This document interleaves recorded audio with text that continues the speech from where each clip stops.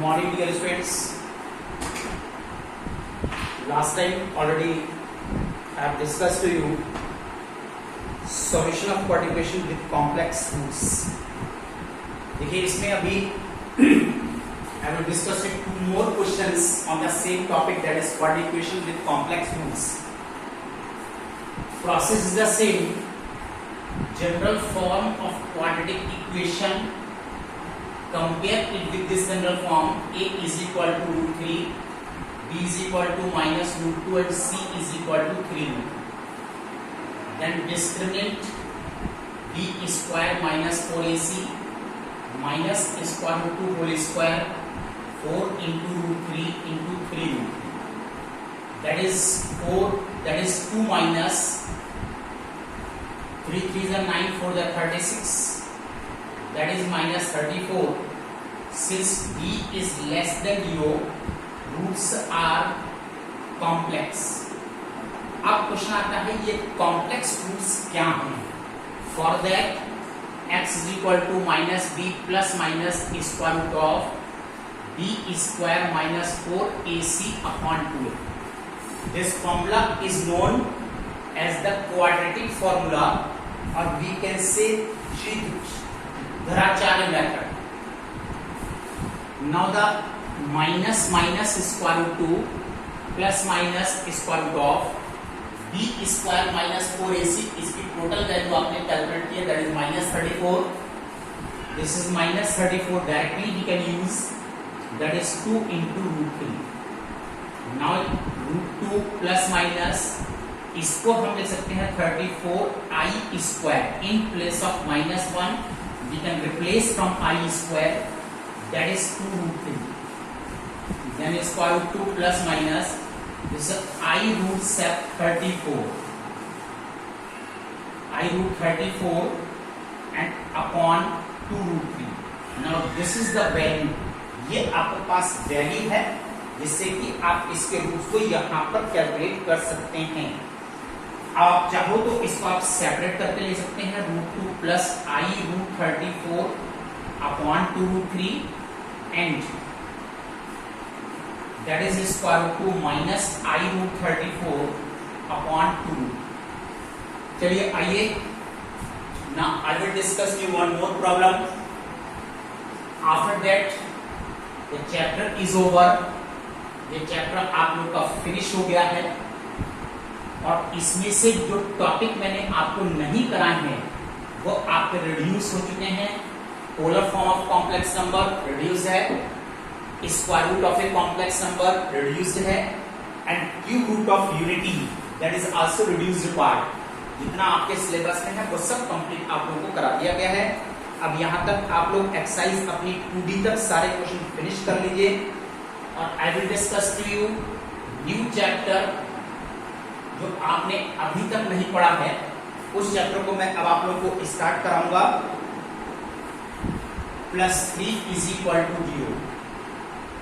इसको देखिए 3x square plus 8ix plus 3 is equal to 0. Again the same form, dx plus c is equal to 0, a is equal to 3, b is equal to 8i and c is equal to 3. Discriminant b square minus 4ac, 8i whole square 4 into 3 into 3 that is minus 64 and minus 9 4 36 that is minus 100. Since b is less than 0, roots are complex.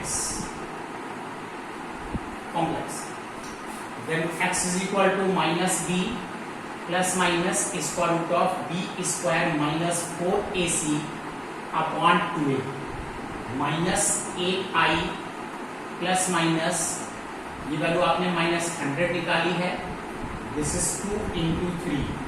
Then minus 8i plus minus, this is 100i square upon 6 minus 8i plus minus, that is 10i upon 6. This is 2i upon 6 and minus 18i upon 6 minus 3i. This is and I upon 3. These are the roots of this quadratic equation. मेरे students, इस तरह से आप लोग को quadratic equation को solve करना होता है विद कॉम्प्लेक्स रूट्स। ये टॉपिक मैं यहीं पर फिनिश कर रहा हूँ। Now I am going to start in chapter number 1, that is sets. अब मैं आप लोग को यहाँ पर देखिए सेट्स स्टार्ट करने जा रहा हूँ। सेट्स आपको एक्सप्लेन करूंगा, what do you mean by sets.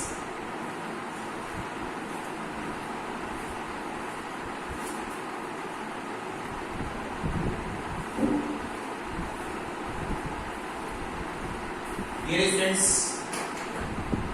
this is a new chapter, that is sets. What do you mean by sets? देखिए सेट्स कहलाता है a well defined collection of objects. Well defined collection of objects का meaning होता है, suppose I am giving you one example. सबसे पहले तो sets को लिखने के लिए always will use curly braces. जब तक curly braces आपने यूज नहीं किए हैं तब तक ये सेट नहीं है। अगर आप सेट लिखने के लिए आप सर्कुलर ब्रैकेट यूज करते हो, this is wrong. Square bracket use करते हो, दिस इज रॉन्ग। दोनों के मीनिंग डिफरेंट होते हैं, but sets can be written always in the curly braces. Suppose it is radish potato tomato and chair. ये देखिए मैंने एक यहां पर एक सेट लिखा है, radish potato tomato comma chair. क्या ये वेल डिफाइंड कलेक्शन है? No, it is not well defined collection, because this radish represents vegetable, potato represents vegetable, tomato represents vegetable and chair is the furniture. तो furniture इस set को belong नहीं कर रहा है, that's why it is not well defined. इसको आप well defined नहीं कह सकते। Now see one more example. Suppose this is 2, 4, 6, 8. Even number less than 10. हमने एक और सेट लिखा है 2, 4, 6, 8. Even number less than 10. Now this is the well defined. कभी भी आप किसी से पूछोगे तो सबकी ओपिनियन एक सी होगी। अगर आप 50 स्टूडेंट से पूछेंगे तो वो कहेंगे कि yes it is even number less than 10, तो this collection is well defined. ये कलेक्शन यहां पर वेल डिफाइंड है। Suppose it is one more example, Dhoni, Kohli, Raina, Rohit and Chahal. These are best cricket player in Indian team. Best cricket player. These are best cricket player in Indian team. तो क्या आप इसको well defined collection कहेंगे? No, हम इसको well defined collection नहीं कह सकते, क्योंकि अगर आप 50 स्टूडेंट से पूछेंगे क्या ये best cricket player in Indian team है, तो आप देखिए उसमें से 10-20 स्टूडेंट्स ऐसे होंगे जिनकी ओपिनियन आपके फेवर में नहीं जाएगी। हम ये कह सकते हैं कि Chahal is not the best cricket player, Rohit is not the best cricket player, Raina is not the best cricket player, but Dhoni and Kohli both are the best cricket player in Indian cricket team. तो this is not well defined, जहां पर सबकी opinion अगर एक सी नहीं है, same नहीं है, तो उसको वेल डिफाइंड कलेक्शन नहीं बोला जाता है। Okay, now see, therefore the well defined collection is AEIOU, set of vowels. This is the well defined collection. It is known as set. और ये well defined collection of objects है, इसलिए यहाँ पर हम इसको set कह सकते हैं। तो ये well defined collection of objects is called as set. Each object is known as member or element. ये ऑब्जेक्ट है, ये मेंबर है, ये मेंबर है, इसको आप लोग एलिमेंट कहते हैं। Sets can be represented by English alphabets like this A। पूरे सेट को रिप्रेजेंट करने के लिए किसी भी इंग्लिश अल्फाबेट को यूज करते हैं, और उनके मेंबर्स को रिप्रेजेंट करने के लिए स्मॉल लेटर्स का यूज किया जाता है।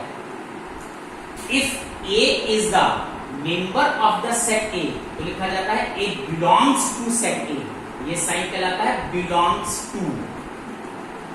बिलोंग्स टू सेट ए, और अगर बी इस सेट का मेंबर नहीं है तो अगर B does not belong to set A, B जो है वो सेट ए को बिलोंग नहीं करता। ये देखिए मैंने यहाँ पर चैप्टर आप लोगों को स्टार्ट करा दिया है, अब मैं इसको कंटिन्यू करूंगा डे बाय डे। बाकी आप लोग अभी लास्ट वर्क अपना कंप्लीट कीजिए। That's all today, thank you.